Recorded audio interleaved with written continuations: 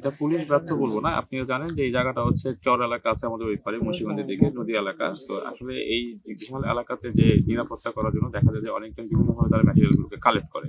কেউ নদী পথে নিয়ে আসে, কেউ সড়ক পথে নিয়ে আসে।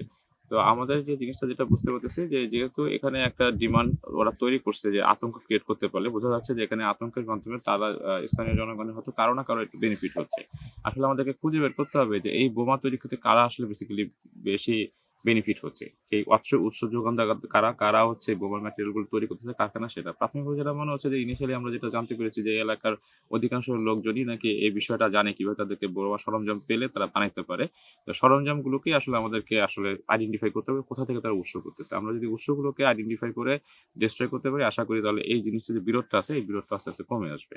এটা হচ্ছে যেহেতু জাতীয় ইলেকশন আমরা প্রথমত ছিল যে ভোট কেন্দ্রগুলো যেটা ছিল সেই ভোট কেন্দ্রের ভিতরে আমরা আসলে কেন্দ্রীয় জিনিসগুলো দেখতেছি যে এটা আসলে কতখানি নিরাপদ আছে।